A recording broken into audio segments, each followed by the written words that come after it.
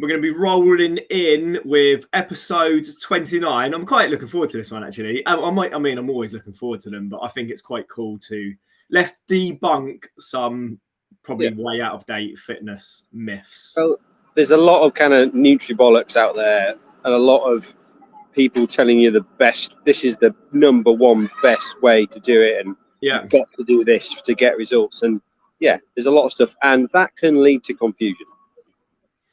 Yeah, and I think, when we have our calls with our guys, so by the way, if you're not sure, that me and Tom, obviously we coach men to improve mindset, performance, drop some body fat, really to step up and step into whatever role they are, husbands, father, business owner, just really take control for longevity, right? Not just performance now, but for longer life, right?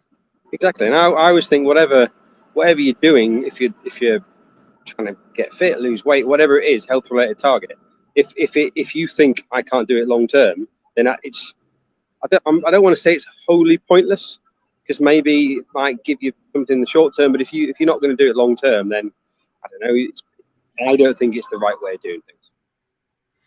Well, no, I think, if we looked at a business, and we work with a lot of people that are either have been a business owner or they're in a business, and, there's always a long-term strategy, isn't there? If you came into your boss and you said, I've got this idea, it's going to make us all this money really quickly, but he didn't see the long term in it, he'd probably be like, well, it's not going to work. Yeah, and we're going to go back to normal in 3 months' time when we stop doing it. Yeah. But like a Band-Aid over like a massive cut, basically. You're just going to have to keep applying Band-Aids, whereas it's like, well, let's figure out what is the reason this cut keeps happening, go back to maybe the cause and not the symptoms. Yeah, and I suppose that's when all these kind of magic bullet kind of myths come in that seem like, oh, this is the thing that's gonna sort me out, this particular, I don't know, protocol or way of working, or like we were saying a minute ago about the influencer that I follow that I like, he seems to do this, I'm going to do that thing because it seems to work for him. And 9 times out of 10, these things don't work for us because we are different, our lives. It's such a good point, that as well, because, we all follow people on Instagram, or maybe now Threads if people are on there. And the amount of times I see, this is what I eat in a day. Yeah.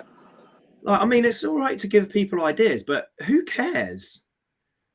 What are you going to help me with to eat a day? Because the person, this person you're following, they've got a different metabolism, they've got different training schedules, they've got a different lifestyle, they've got different foods they enjoy, they've got all these things, all these different metrics, and they're going, well, this is what I eat in a day.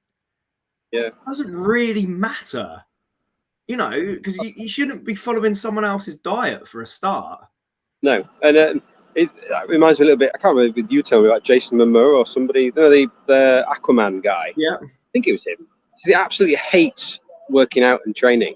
So when he does a show or like a film, he kind of he's got a whole team of people behind him basically just telling him what to do. He doesn't want to think about it, doesn't like doing it, but he gets him in great shape. And if you followed that same, or his plan, so this is what I'm eating today, this is what I'm going to do, it's not going to fit around your life at all.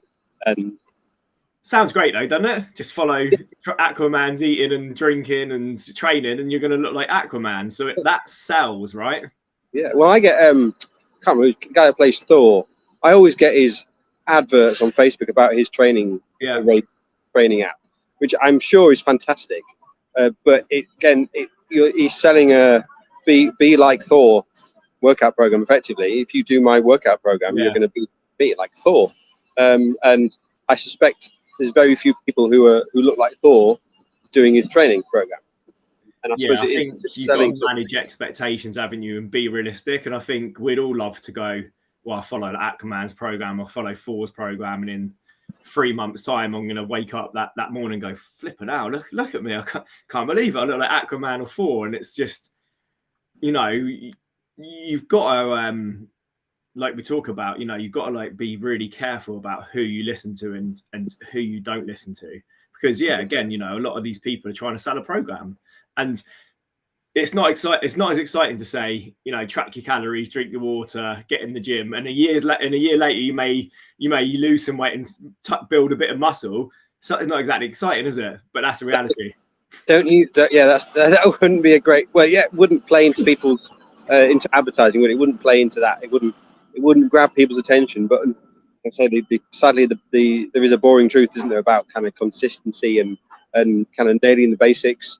And when quite often I get messages from people saying, "Well, Tom, should I try this? Should I? What do you think to intermittent fasting?" I'm like, "Well, okay, I'm not for or against it, but do you know what you're eating right now?" Yeah. No, I have no idea what I'm actually consuming. Okay, well then you can't jump on something brand new without actually assessing the situation. I think the thing with that, and what, you know, you may think that's the answer, because I think what happens is they see someone else has done it. So this is how this person lose, I don't know, say they've lost 2 stone, they're looking great. Oh, so Dave, and you know, Dave in the office, always Dave, isn't it? Dave, what did you do then? Oh, I did intermittent fasting. It's been brilliant for me. I've lost all this weight. I've never had so much energy. So then you go, well, I haven't tried intermittent fasting yet.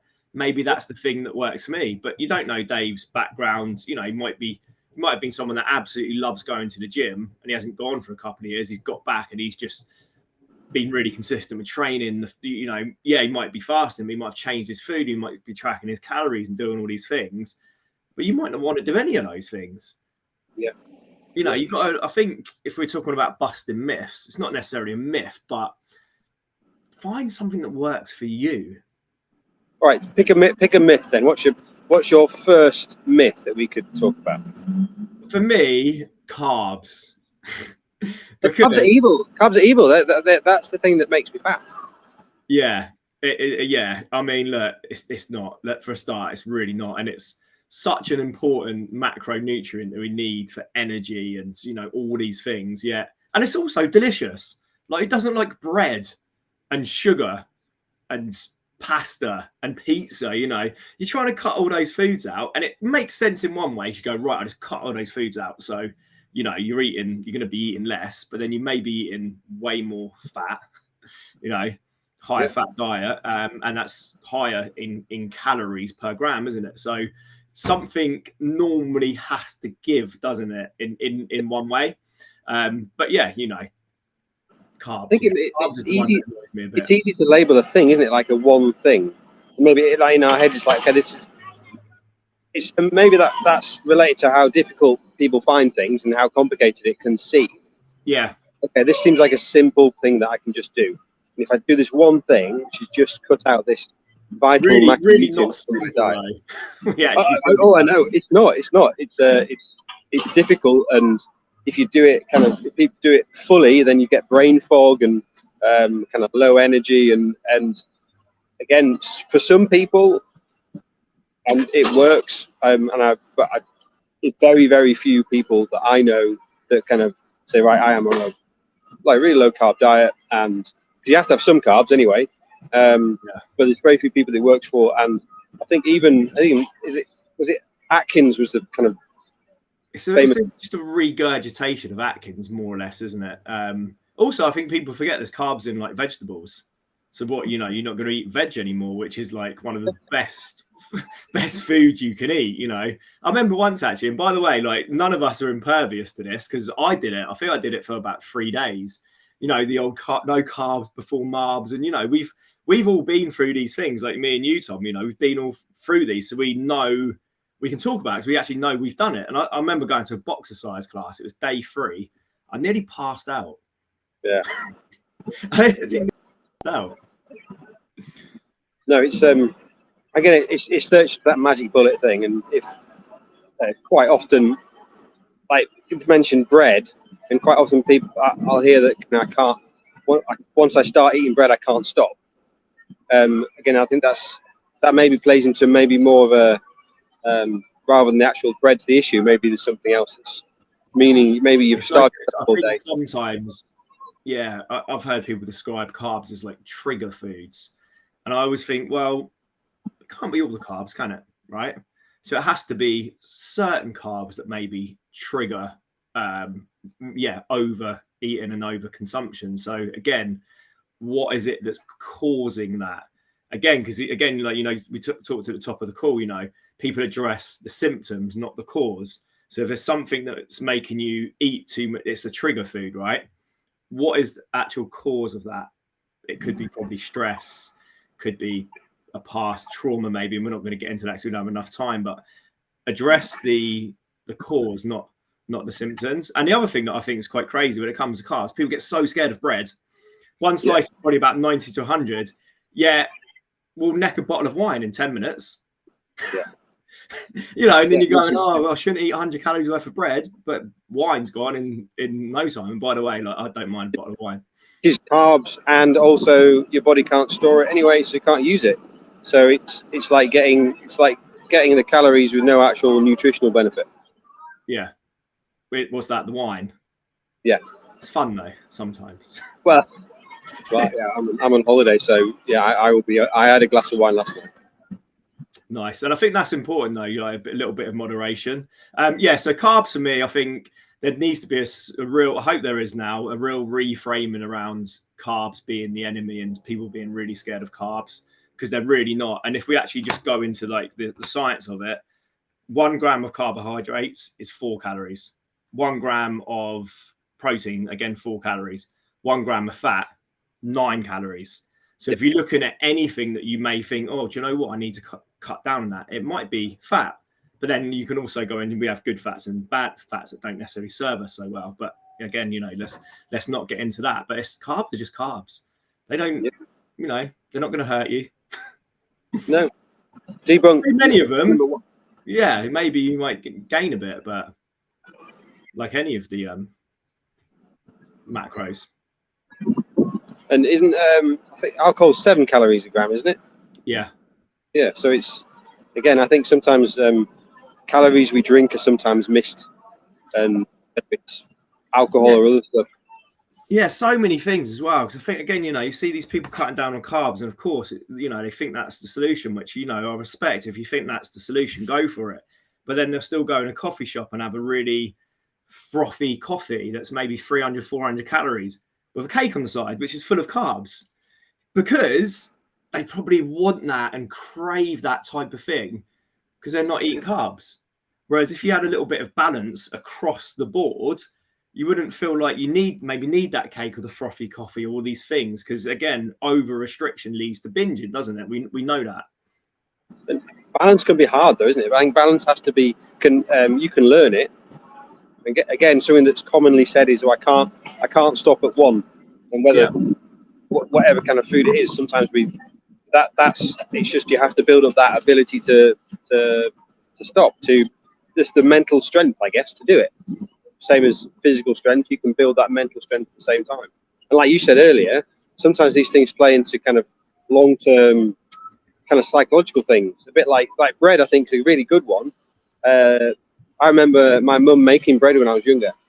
Right. So the smell of bread in the morning was like related to me sitting down having breakfast and that kind of loving environment of my family. And again, sometimes the issues we have with food can be kind of deeply seated inside our psyche. Very. I think it's only sort of probably the last 4 years, and I'm sure you're the same, where, you know, we've learned behavior change and a little bit about trauma and past histories and things like that. So now that I've really got a good understanding for like how deep some of these struggles can be, you know, real young childhood stuff, which is really quite difficult to unpack. And again, we haven't got time for that today. You know, that's something that maybe, you know, if you do have a real bad relationship with food, that's probably something that a therapist or a counselor or someone that really needs to address where that potentially come from. Right, myth number 2. You have to go to the gym for an hour a day to lose weight. Do you not? I definitely don't. All right, so what's wrong with that anyway? What do you think's wrong with that? Well, I think that from the first thing, it's trying to say, if we're talking about weight loss, it's trying to hit the problem from the wrong place. Yeah. The main thing you need to be looking at when it comes to weight loss, unfortunately, is diet. You can't, the old adage, you can't brain, a bad diet is unfortunately a boring truth of kind of losing weight. And I think if you're looking at losing weight, I think it's a matter of sitting down and taking a long, hard look at your diet first, and that can be hard actually. And when I remember when I was trying to lose weight a few years ago, I put it off, not knowing. I know now that I was unknowingly doing it, or no, you know what I mean. It's something that you don't necessarily want to see, isn't it? Exactly. What am I actually eating? It's a bit like if your business is struggling, you know, if you're doing well in your business, I always like to relate these things back to business because I know, you know, a lot of people that listen in run businesses. I think when your business is going well, you like doing your numbers, don't you? Because you like seeing, you know, like your profits and all these things.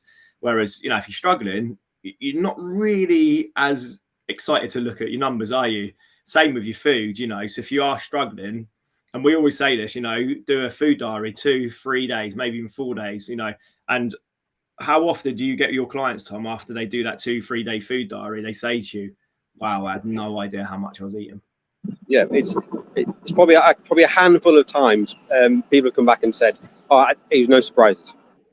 I would say 95% of the time it's like, you know, I didn't realise, and quite often it'd be like, oh no, I didn't put the stuff in, I didn't put this in, and afterwards I realised I hadn't done it. So there's extra stuff like snacks in the evening and all sorts. So yeah, it's sometimes it's one of the most insightful and powerful things that I do. That initial kind of food diary. Yeah, because it's awareness at the end of the day, isn't it? You know, and that's the first step, isn't it?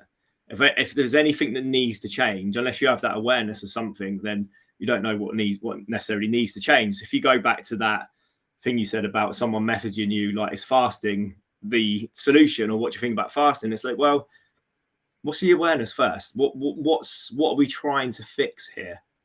Yeah. And then get that awareness and then go, right, okay, now let's look at what potentially needs to be changed.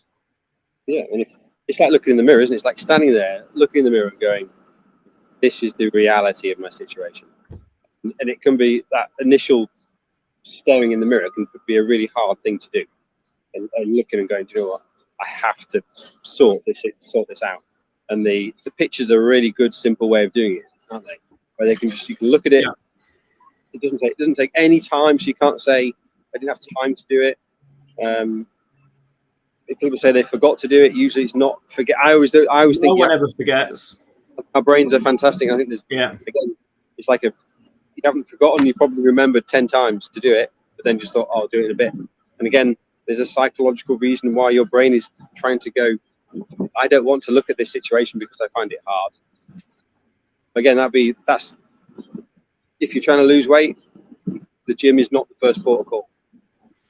No, so I think, you know, I think the reason why people struggle with that as well is that, you know, you have these influencers and you have these people that are saying you've got to do this for an hour a day to look like this. And it's like, well, they love the gym. It's their environment. And they're also trying to sell a program. And yeah, maybe that is actually the best solution if you can find an hour a day every day.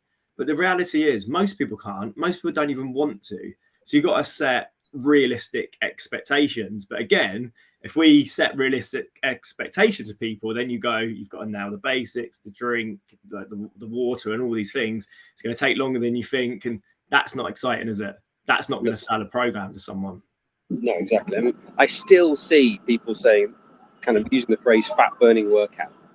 And that, which I think again plays into that kind of that magic bullet of like this workout is going to help you lose that belly and have it's like the cherry on top of the cake of you nailing all the other stuff. That workout, if it's weight loss, diet is the first part, and it's a Also, I think, and you know, you see this so often as well. You see people really putting in the work in the gym, and you have like absolute respect for them. Yeah. But you know they're not changing any of the diet, so they're getting frustrated. They're not losing the weight. They're maybe not, you know, toning up like they want to. Like all these things aren't necessarily moving in the direction they want to and getting the result. And if you looked at their foods, the food probably hasn't changed. You know, maybe still struggling to sleep, not drinking enough water. Habits aren't on point, stress levels are still through the roof. It's like you're never going to fix your problems with that one solution. It'd be great if you could, And we see it, don't we? January. Oh yeah, well, it's like the people pounding the treadmill. I hate the treadmill and running on a machine for hours on end. Again, it's trying to undo the weekend. Yeah, but someone when I see people doing that, I'm thinking, fuck, you are more motivated than me because you're doing something that I'm pretty sure you don't enjoy. That's really hard, and you're probably not seeing the results you're expecting. So don't be worried that it's not motivation, because actually you guys are doing harder stuff than I can do.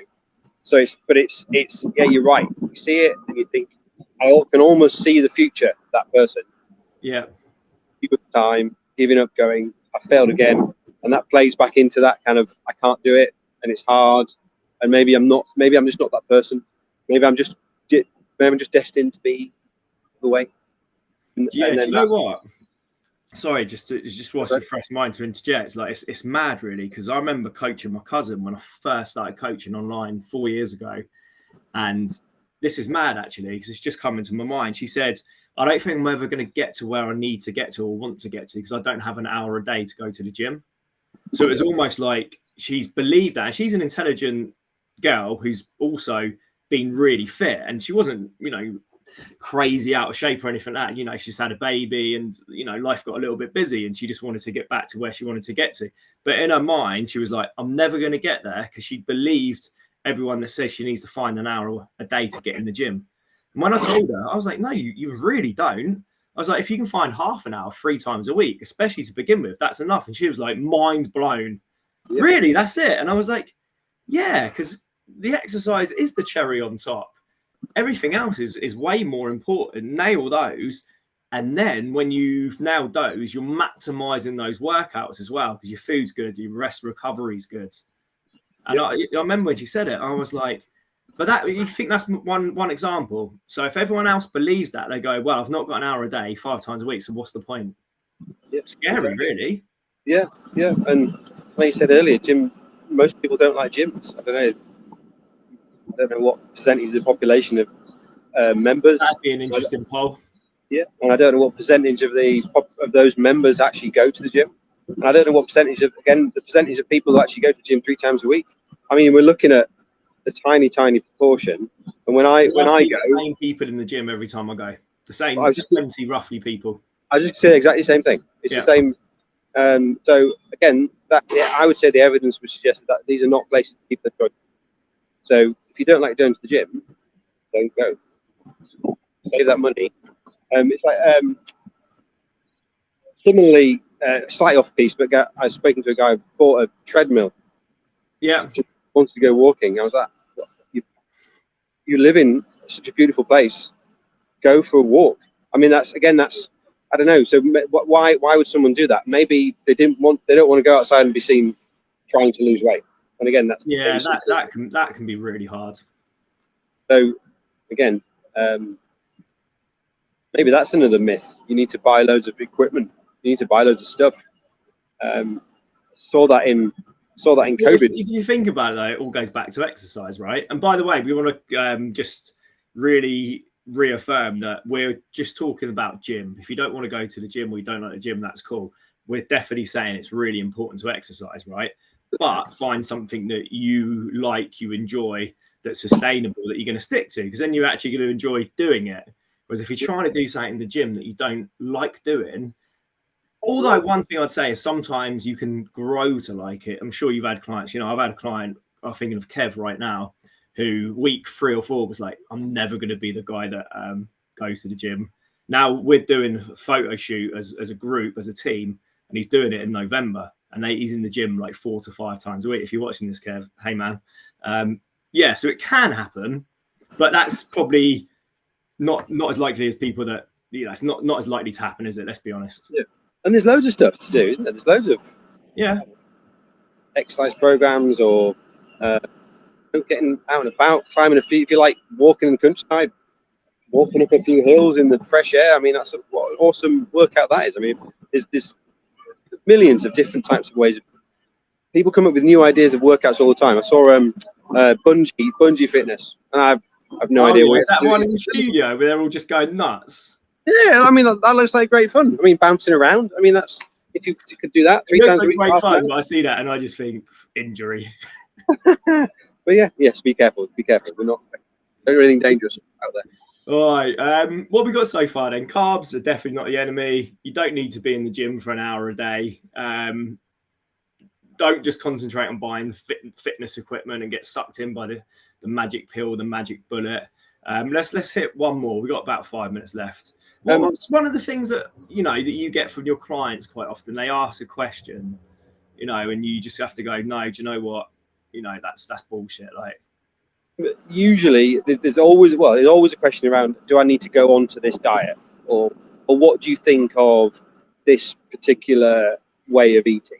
Keto and intermittent fasting and all those types of things. Yeah, and there's always a new one, isn't there? There's always a new. Yeah.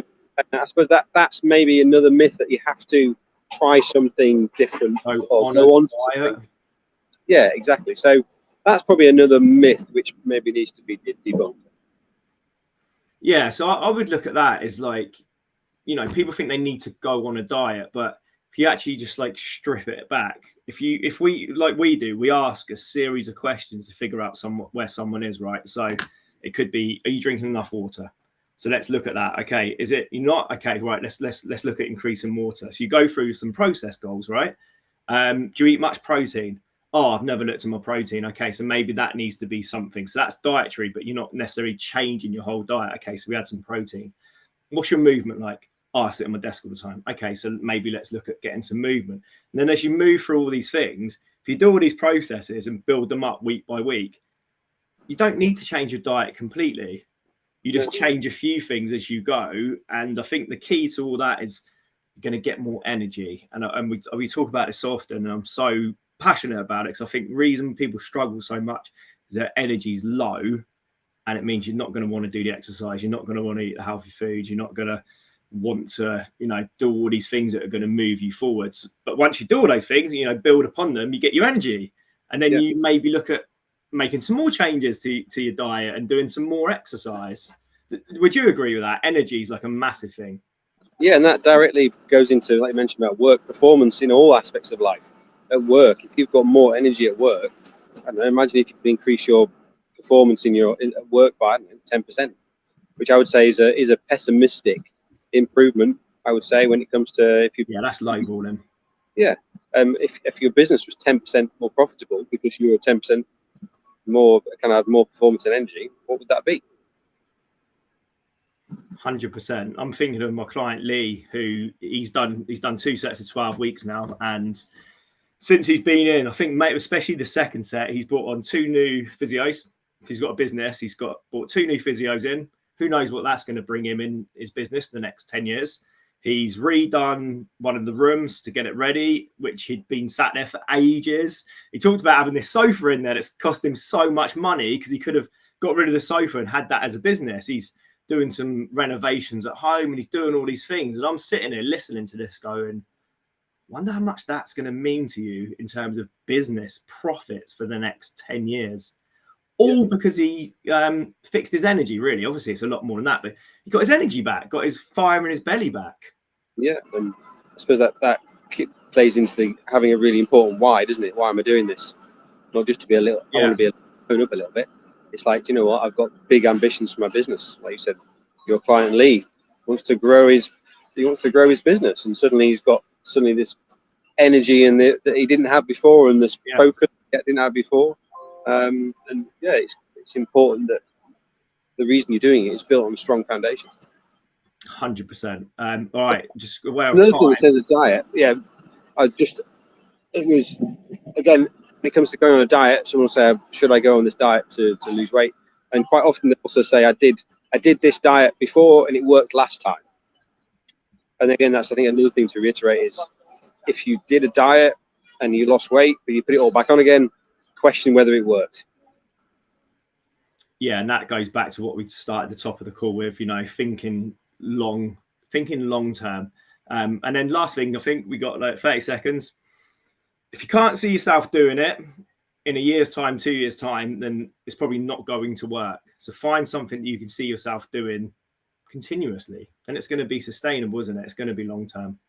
It's the long game. Not sure. Yeah. All right. Look, guys, as always, we love doing this. So if you have any specific questions, we will cover them. Any likes, any comments, any shares, it goes a long way. We know what we're talking about. We've been doing this for a long time, and we've helped hundreds of clients. So to wrap up, be careful who you listen to as well. Yeah, exactly. If it seems too good to be true, or if you tried it before it didn't work, then it is. Nail the basics. Yeah. All right. Cheers, Tom. Cheers, guys. See you next week. All right. Bye. Cheers, everyone. Bye.